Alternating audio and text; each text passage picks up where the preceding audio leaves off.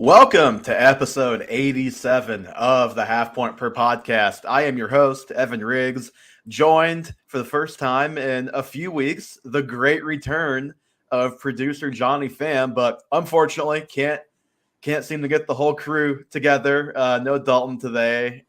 Everything is fine, but just various things going on with Dalton right now that he has to tend to. So it's Johnny and I tonight. Johnny, how are you doing on this fine Wednesday night on the eve of just another electric Thursday night football game coming up tomorrow?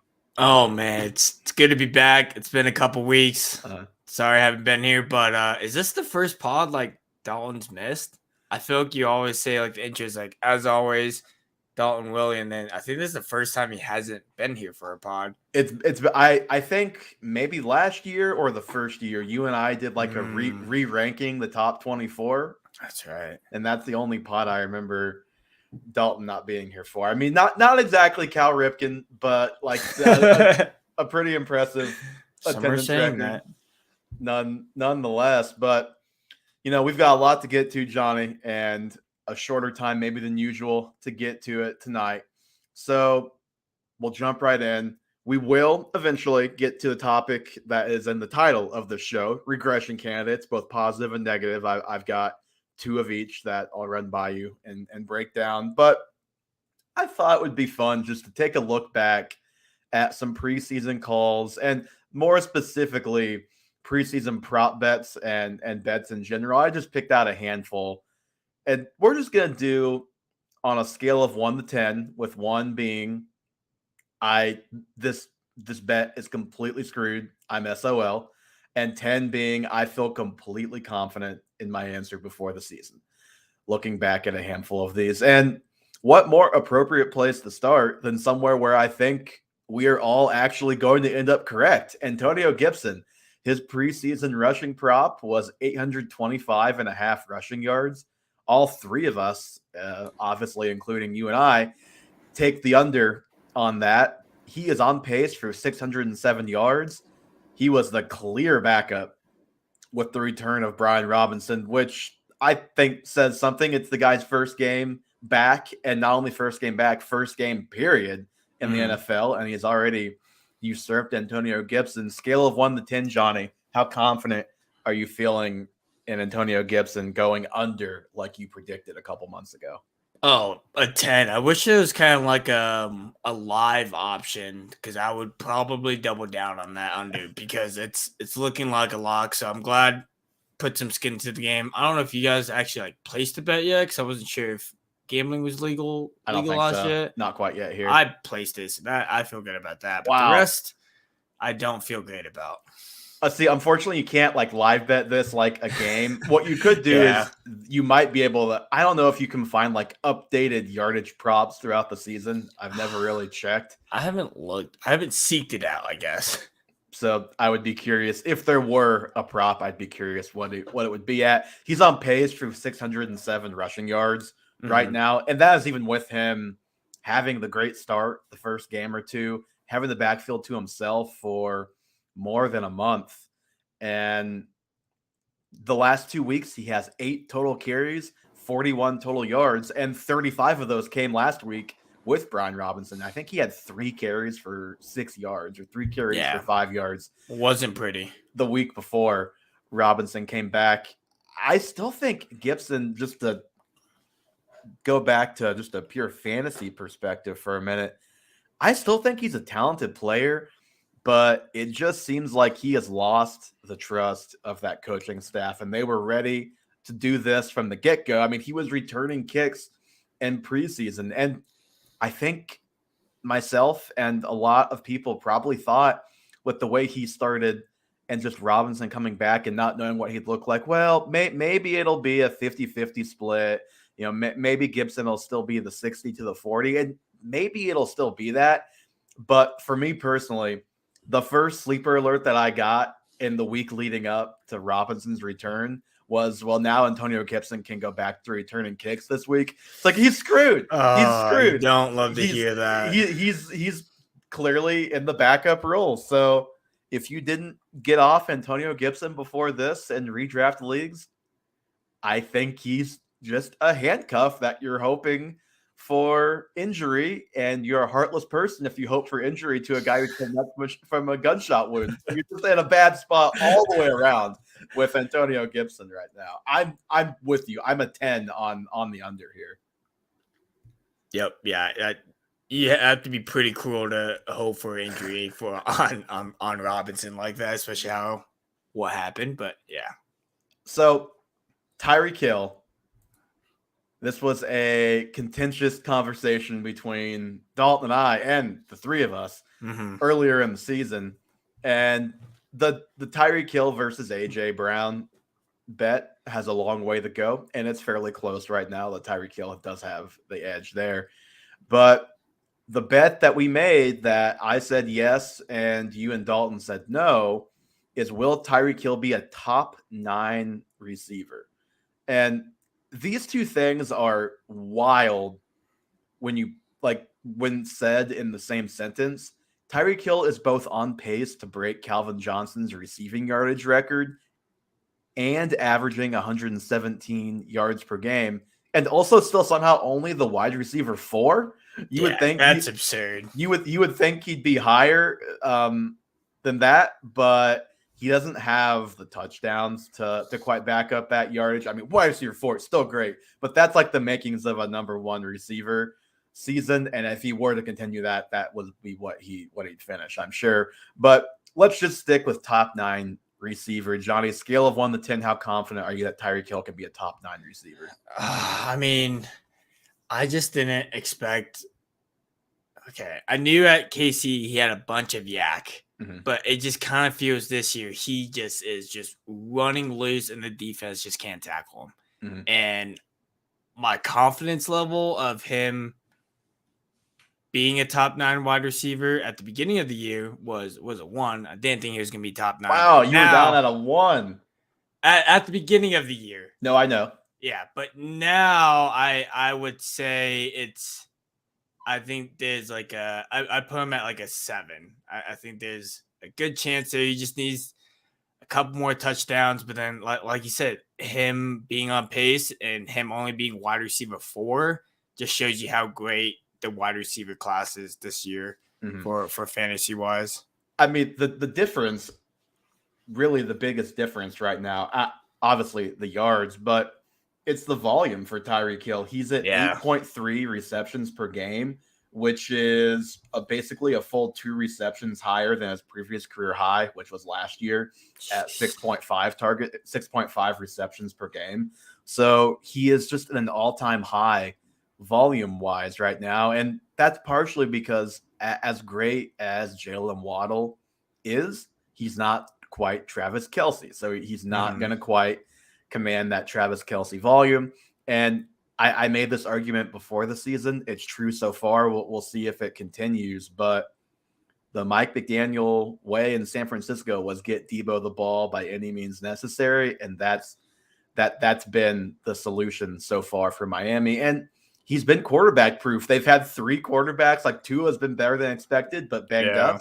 And even with Skylar Thompson briefly and Teddy Bridgewater briefly, he just had like 170 yards the other day. But he's been quarterback proof, and they have been peppering him with targets, and he's just one of the best players and probably the toughest player to game plan for in the NFL. I'm with you. I'm going with an 8 right now. The only reason I have a little bit of hesitancy is if the touchdowns don't come around and the yardage does drop off, which it will a little bit, he will at least be playing with fire as far as top 9. But I think you're feeling pretty good if you bought the dip on Tyreek Hill and took him in round 2 right now. I'll say that much. Yeah, I was looking at his targets. He's only had 2 games this year where he's had less than double-digit targets. He's just getting such a high target share in that offense. And part of that, outside of no Kelce, is the worse the quarterback is, sometimes the more they zero in on one guy. And I think that's part of it too. He's not playing with as good of a quarterback, so maybe the quality of target not as high as some years in KC, but he's just getting the ball more. Yeah, because I just looked. He only has like 2 touchdowns on the year, and I think that was all in one game. Yep. So hopefully those touchdowns kind of come And across eventually, but and it was the Ravens game where at least one of them was he just ran a straight line and nobody else went with them because the Ravens that's were a right. Yep. catastrophe that week. That is correct. Okay, from one of the elites to one of the head scratchers in Chase Claypool. Head scratcher, kind of not relevant, but not quite irrelevant. Not sure what to categorize Claypool right now. His over under for receiving touchdowns was 4.5. We all took the over. I think the logic is sound. It's like a guy that big who had double digit touchdowns as a rookie.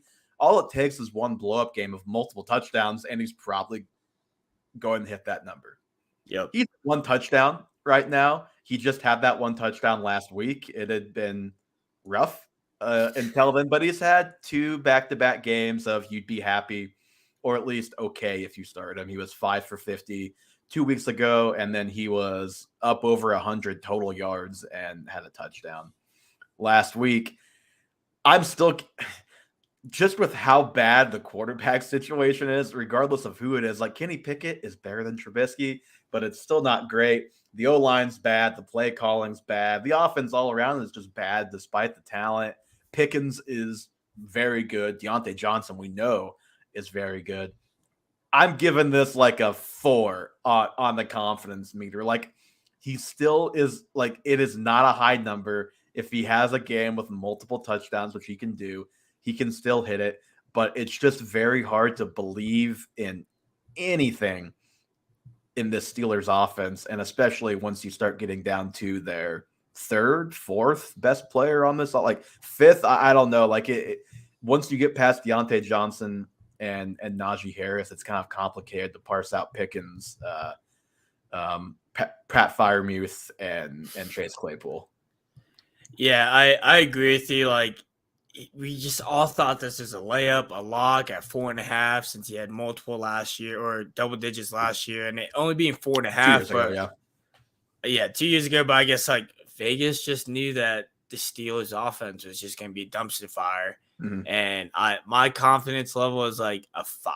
I think it's truly a 50-50 of if he can get a 2 touchdown game, then that'll make it a little more easier to hit the over, but I don't feel great about it. I don't love it now as much as we all did like 6 weeks ago. And you know, the sad thing is this is receiving touchdowns, so we can't we can't even hope for like, well, the running game sucks. Najee kind of isn't that good. Their O-line is terrible. Maybe we could get a Chase Claypool jet sweeper end around the red zone and score a touchdown, which he's done before. That doesn't even help us in this scenario. So it's all on the quarterback and him as a pass catcher. So that is a stressful proposition. George Kittle. This was one I struggled with mightily. Took the under just because I assumed George Kittle would miss time. Lo and behold, he missed the first 2 games of the season. His over-under for receiving yards was 800.5. I was on the under. Johnny on the over. Johnny, how are you feeling through 6 weeks on this Kittle line? He's averaging 45.5 receiving yards per game. That's the least since his rookie year. But if he stays healthy, he's still looking at around a 680-yard pace. And I would think he's going to have an explosion game that picks it up. So it's going to be close. How are you feeling here? Yeah, it's definitely going to be close. Not great that he missed the first 2 weeks, and just the Niners offense and team as a whole, they just don't look like themselves. Kittle's not getting targeted that much. They just want to get Debo the ball and Brandon Ayuk. And I don't think Kittle's kind of like a primary focus for him besides like blocking. I would put this at like a 4 with confidence level. I don't feel great about it, but I don't see where and when the explosion game might happen with Garoppolo, but it just seems like the last 4 games he's played, it's like a preseason game for him. Like the last 4 games where he's just doing the motion, just catching like 4-yard slants or 4-yard outs, and that's about it. And I don't love it right now. I think you hit on one of the issues with Kittle right now is not only just him not being like the top guy, it's that they're spreading it around so much that even if he is one of the top 2 or 3 weapons, He's just not getting peppered with targets like he has in years past. You're wondering where the explosion game could come, though. It could be this week against the Chiefs, who have not been great at defending tight ends this season.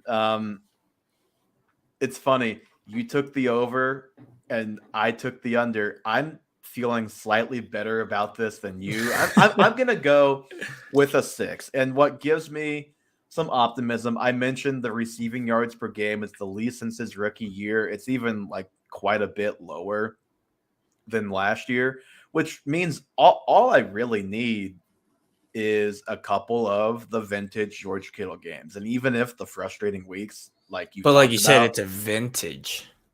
It's yeah, kinda like hard vintage as in like last year. It's not like it had been like he had some awesome games last year. Mhm. The problem was health. And I still think health is the biggest obstacle in hitting that number because he's going to be inconsistent, but I think he's going to have blow up games that up the yardage pace. It's just, can he actually play like 14 to 15 games, which would mean missing only one or no more games going forward. But I think this could be a blow up spot for him this week. So we may both feel a lot differently a week from now. We'll see.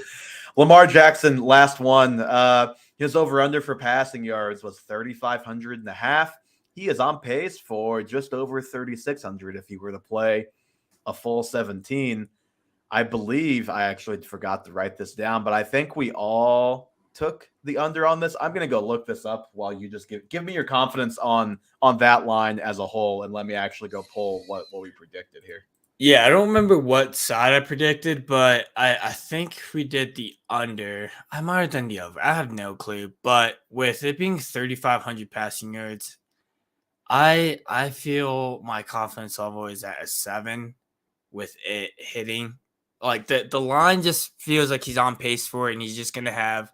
I think last week didn't help him a whole lot. He had like 200 yards. He really struggled. But I feel like that's just Lamar Jackson. He struggles for a game or two, and the next game he'll have like 400 passing yards just to kind of silence the doubters and just kind of remind us that he can still throw and he's just not a running quarterback. Do you know what our picks were? Yeah, we were all on the under on that, which Under. makes sense because that's why I put it on here. I'm with you. I'm at like an 8. It's not been the smoothest sailing. You mentioned he's been a little bit up and down. Bateman has been banged up. They still don't have a wide receiver to speak of outside of the occasional. Outside of Andrews, like an actual like number 2 wide receiver. Mm-hmm. You have the occasional Devin Duvernay flash, and that's really the extent of it. You have like Demarcus Robinson catching 3 passes every now and then. And we know from experience, if that's the guy you're counting on, you're not feeling great about that. This would be a career high for Lamar in passing yards. I think that's why we all just took the under. The one thing to be a little concerned about is maybe as the season progresses, the rushing game, not with Lamar because Lamar's been great as a rusher, but maybe J.K. Dobbins gets healthier, Gus Edwards comes back and is effective. That would be the counter argument to this, is that the running game is going to eventually show itself more and they'll be able to lean on that. And I mean, they're 3-3, so they can't love what's happened right now. But Yeah. I just think he's already off to a good enough start, and I just still see more room in this passing game for improvement yardage wise. I'm going to take the over, and that would make Lamar one of the most valuable players in fantasy this year because he's probably going to be a top 2 quarterback if he hits that number.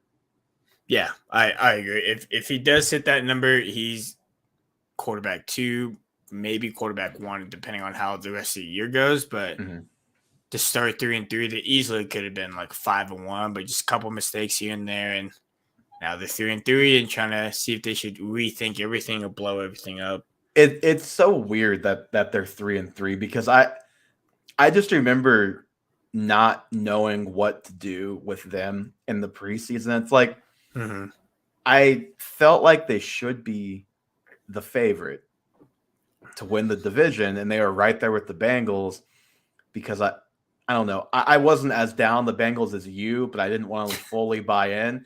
But I was like, I don't know what to expect this Ravens team to be. I want to err on the side of they're going to be awesome, but they've had a ton of injuries, but we're now more than a full season removed from the last time they were like a juggernaut, really good team. So just a curious situation to monitor there. All right, Johnny, you ready for some regression candidates? I am ready. Do you want to start on the positive side of things or the negative side of things? Let's end on a positive. So let's start on the negatives. All right. I think there's two very obvious negative regression candidates right now. And the first one that I'm going to start with is in Buffalo, and that's Gabriel Davis, which Gabriel, I feel like he was Gabriel until this year. And then we started going Gabe after he had 200 yards against the Chiefs. And now, like, when you depending on which, like, stat website you go to, it's different, which makes searching for him a very frustrating experience. But that's another topic for another time. Gabe Davis is as explosive as it gets pretty much in the NFL. Here's the issue, though. He is averaging less than 3 catches per game. 4 of his 14 catches on the season, 14 catches have been touchdowns. When the big plays aren't there, he will lay an egg. He's done it multiple times. You want to say something? Go ahead. No, if he doesn't get a 98-yard or a 60-yarder, he's pretty much a Demarcus Robinson a little bit. Probably. I don't want to compare that down, but if he doesn't get the big play or big touchdown, I just feel like he's not worth kind of having on your roster. He's definitely very, very boom or bust. And even though he's had 2 bad weeks, the boom weeks have been so good that he is wide receiver, I believe, 14 right now. Yeah. But this touchdown rate just will not keep up. Four touchdowns on 14 catches, that's just not going to happen. That's just not real. Even through 6 weeks, that is not something that should be real. An absurd game just to watch. Like, what is happening? Like, just the entire morning slate. It was like, what is this day?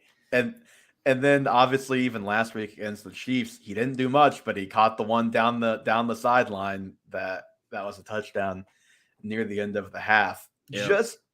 So he's yet to receive more than 6 targets in a game this season. So it's not even been like he's had 1 or 2 games where he's actually got volume, and then he has other games where he doesn't. He's just not a high volume guy, which it's more than last year. He's on pace for about 15 to 20 more targets than last season.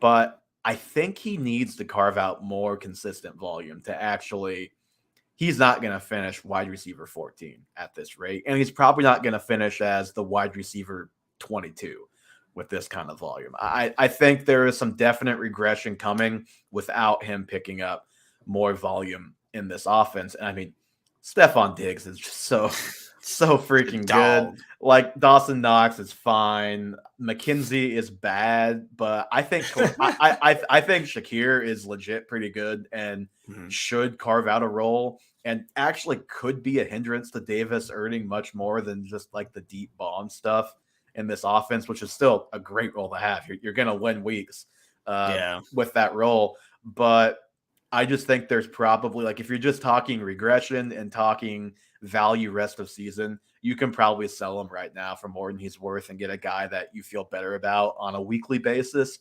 than Gabe Davis. Like, he's on pace for 83 targets through 6 weeks.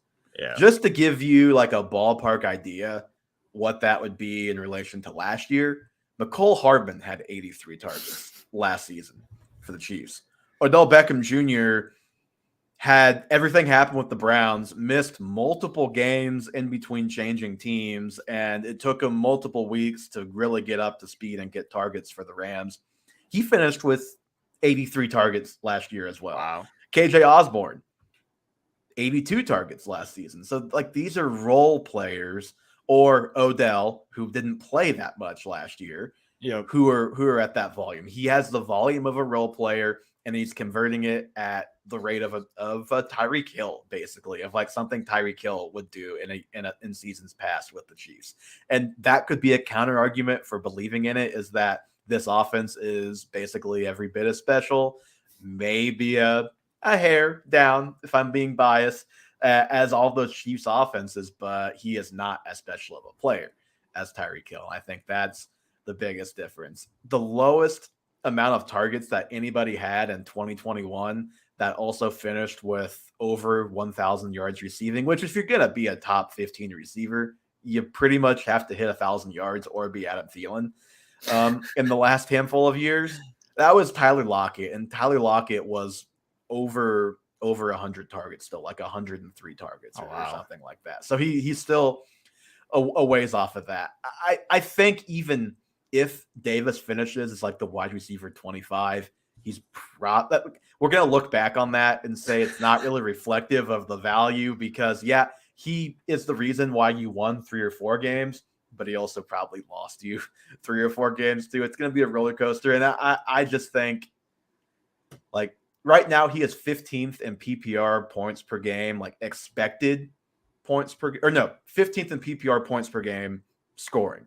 His expected points per game is 52nd. So he is way out producing his expected total points, which, you know, you can expect that a little bit in this offense, but to that extreme, not likely. We need to see more volume. Huge variance there. Yes, we need to see more volume out of Gabe Davis to truly trust him as a fantasy asset the rest of the way. And I am good if you want to cash in right now, but this is coming from not the biggest Gabe Davis believer, Gabriel, whatever, not in the biggest Davis believer in the world. Johnny, any thoughts on Gabe Davis? No, I agree with you. I think he's a good regression candidate just because of all of his boom plays. Is just if you started him, there's no chance you're losing that week. Mm-hmm. Like, and if on his boom weeks, but on his bust weeks, it's just like could have started anyone else in that position. But I'm sure Dalton's probably punching himself in the leg for not being able to be here for this pod to fight for his boy. But that's neither here or there. You know, I would have put Jalen Hurts as a prop to talk about at the beginning because I think I'm going to be way off on that. But, you know, Dalton's not here, so he doesn't have say in who we talk about. That's true. He's not here, and some of us are glad for that. Okay, this one feels like low-hanging fruit, so I almost didn't put it on. But it only took me about 5 minutes of actually looking at the statistical profile to realize I just had to. I can't not put it on. Tight end 3, Taysom Hill. I couldn't help. Yeah. This is the regression candidate of all regression candidates. First of all, like, can we stop classifying him as a tight end on these fantasy sites? It's so frustrating. And like he's run 15 routes on the season. So like he's run a couple routes. So I guess maybe he's technically a tight end. But this is about the biggest argument I've ever seen in my life for eliminating the tight end position. Taysom Hill is not playing the same position as Travis Kelce and Mark Andrews. And those guys aren't playing the same position as Pat Freiermuth and Tyler Higbee and those. Like these are 3 different positions grouped within one right now, with Taysom Hill like being his own position. So that's a different rant. But obviously, where Taysom Hill is making all of his money is as a rusher. He has 1 target and 1 reception for 2 yards this season. It is all as a runner. He has 5 rushing touchdowns this season, 3 of which came in 1 game against the Seahawks. I think those 3 touchdowns in 1 game are more than quite a lot of very good running backs, which I think includes the likes of Aaron Jones, who maybe I'll get to in a minute. Joe Mixon, maybe I'll get to him in a minute as well. It is just unsustainably good in such an obvious way for Taysom Hill right now. Like, he has 26 carries for 267 yards. Think about that. I'm gonna give you this little nugget of trivia, Johnny. The NFL record for yards per carry in a season is currently held by 2 people. One of them, I mean, obviously, good old Beatty Feathers, the 1934 quarterback for the Chicago Bears. Okay.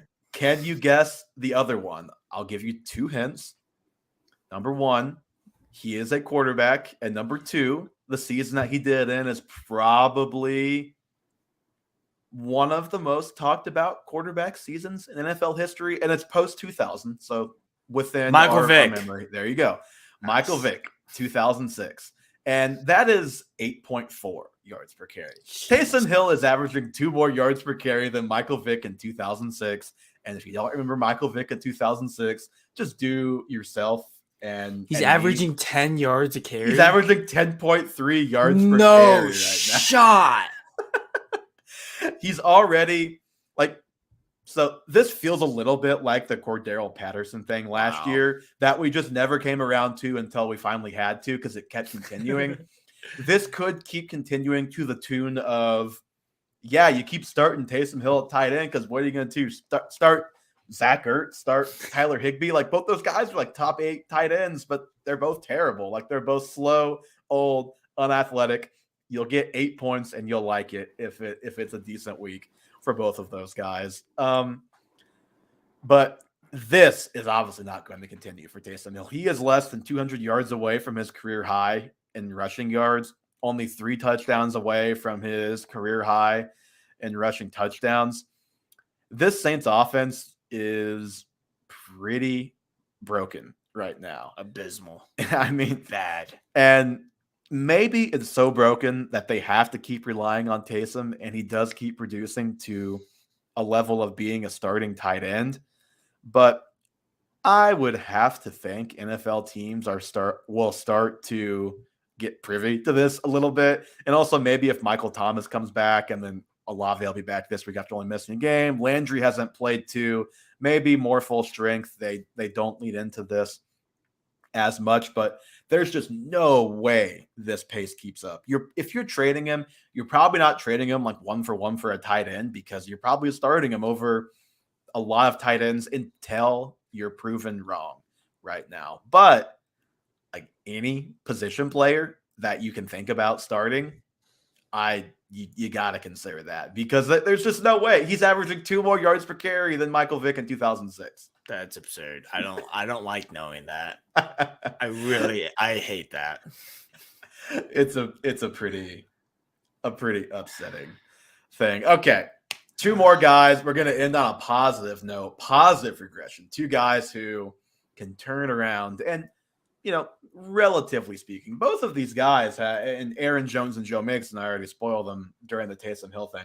Both of these guys are plenty useful for fantasy football right now. I'm pulling up scoring right now to double check Aaron Jones, but Joe Mixon's RB14, Aaron Jones RB15. So neither one of them is like killing you right now, but it's just not quite what you drafted them for. We'll start with Aaron Jones, who when we talk about an offense that is struggling right now, I think we knew that with Devontae Adams not being there anymore, they were going to be different. They probably weren't going to be as good and not as explosive. We did not think they were going to be down 27-10 and I think lose by that final score or something close to it to the Jets last week. The Giants, I guess it turns out, are pretty good at 5-1, but I still don't quite know how the Packers lost that game. They were at one point, you'll appreciate this.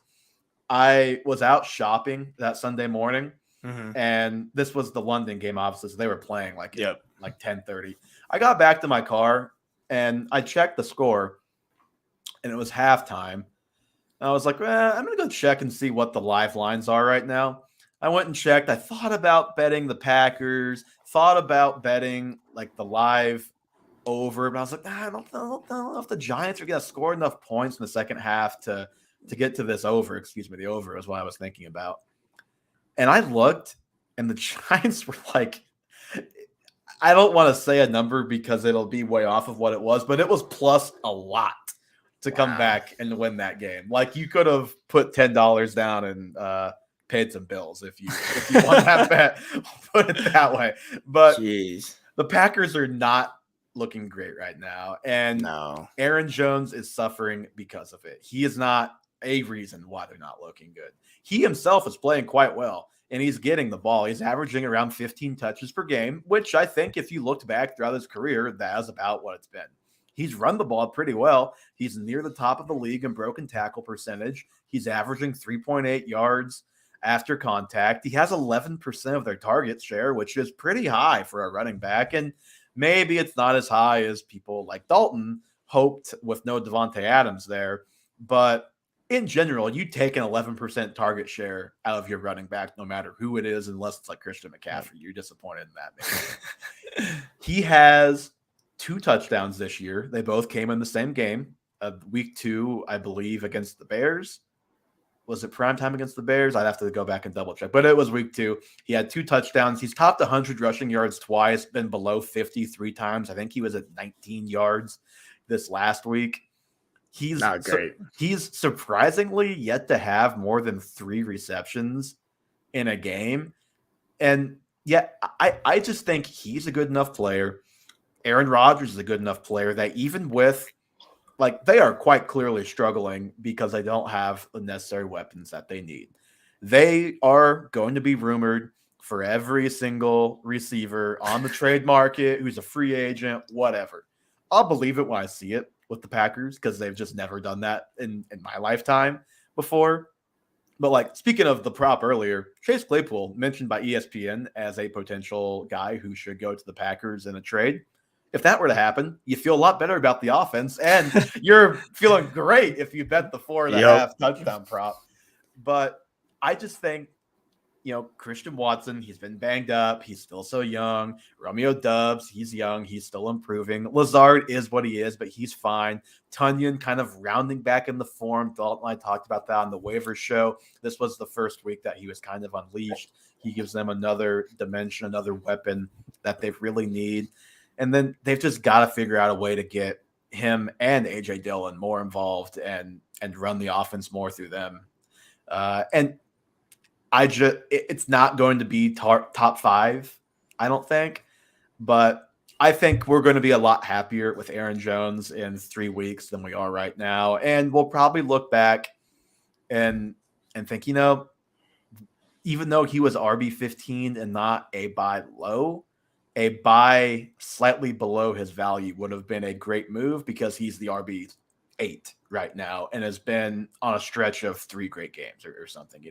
I just think he still has that in because I've seen nothing in him as a player that shows me he's not the same as before. And the offense won't be what it once was, but I still think it can improve off of what they are right now. 10 points against the Jets. That's just crazy how bad they were. No, yeah, I completely, you hit on all the points. Like, Aaron Jones hasn't showed me anything that, like, he's not making the right cuts. He's not getting enough yardages per carry, but it's just that offense. Like, defense is just keying more, and that he's just struggling because of it. So hopefully something kind of turns around for Green Bay and Aaron Jones. We haven't really seen. I can't pretend I've watched every Packers game carefully, but I have Red Zone. I see all of the highlight plays like a lot of us do. One of the things that we liked about Aaron Jones coming into the season is that the Packers lined him up out wide and he caught passes down the field quite a bit in years past. We just really haven't seen that yet. So that feels like something that can be unlocked too, is just some downfield targets for him because they need literally anybody they can throw the ball to downfield. Yeah, I don't even know how many times he has lined up out this year, but it doesn't seem like a whole lot if he hasn't had more than 3 receptions a game this year. If he is, it's probably like the Chiefs, and I know the Bengals do this all the time, where they line their running back up out wide and he either motions back in or he just runs like a 3-yard curl route. Like that was Joe Mixon's bread and butter last year, was 3-yard curl route, never get looked at. And that is the Joe Mixon passing game experience of years past, but not this year, Johnny. And that's why Joe Mixon is a major positive regression. See, at first when I was looking at the doc for the rundown and saw regression candidates and just saw those 3 players, I was like, Evan, we are fighting about Joe Mixon today. I was like, there's no shot. For those who don't know, I just traded Joe Mixon in our Dynasty League. So I convinced Johnny to make an investment in Mr. Mixon. So yes, I can see why you would have been a little bit alarmed that he could have been a negative regression candidate. Like, but how dare you? No, we're going the opposite here. Now, this isn't to pretend that he has some exotic role in their passing game. But Mhm. the passing game stuff is there this year in a way that people have been clamoring for in years past with Mixon. Let's just look at the whole profile for Joe Mixon. So I mentioned Gabe Davis way overshooting his projected fantasy points per game per player profile. Mixon is 16th in points per game, in PPR 14th in half, which is what we usually use. But for the sake of this stat, his expected points per game is number one among NFL running backs at 20 points per game, a full 4 points higher than what he's scoring right now. The underlying numbers for Joe Mixon, they are all there.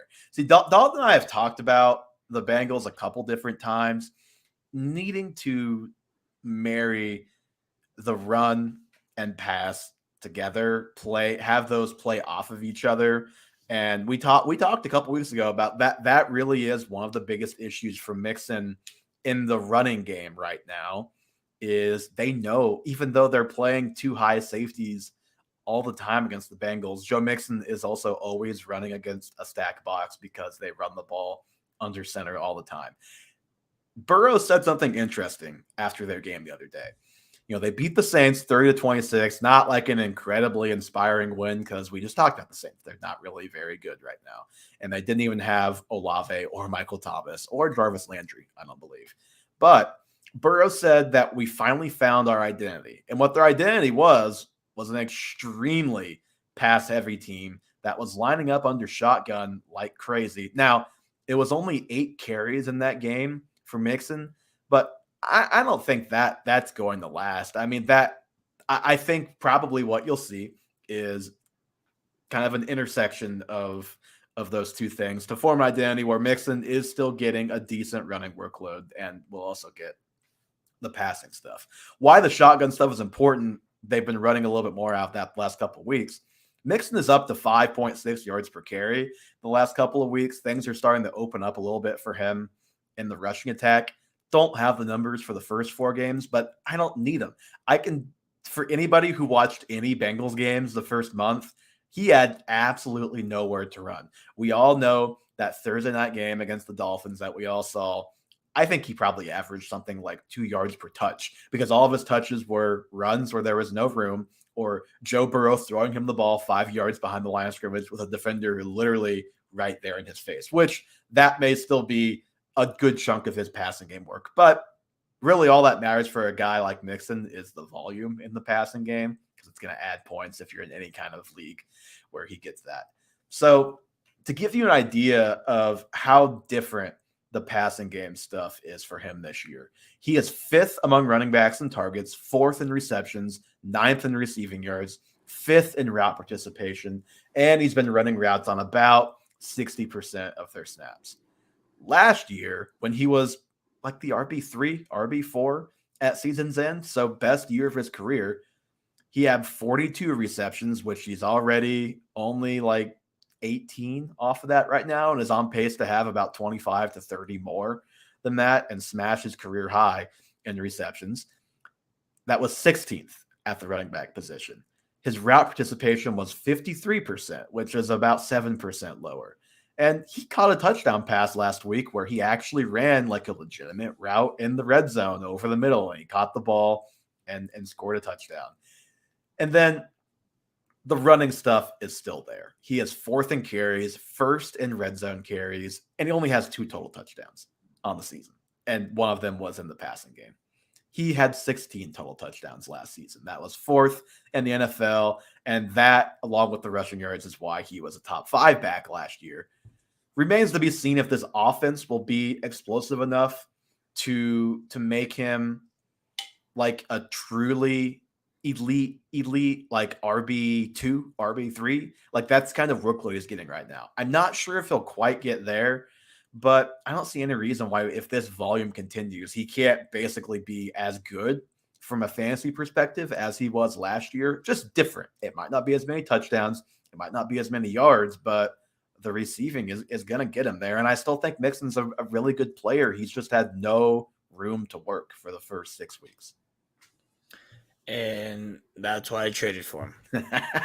because just having Dobbins and just holding Dobbins for the last 2 years has just been pain. Mhm. Not a whole lot of output out of it or joy, but I think you have 1 week. I think you have one good week and one a good year week and a with half 2 with touchdowns. J.K. Yep. Dobbins. And I was like, okay, I don't really want to have a whole lot of stock with the Ravens offense with Lamar Jackson, but I love Joe Mixon. Like he leads the league with 19 red zone touches, and players with 15 plus red zone touches averages about 3.3 touchdowns. He only has 1. So it's just like those touchdowns are gonna go up because of how much of a hold he has in the red zone with getting touches down there within the offense. It's just like the only reason he's like RB 14, 15. Yep.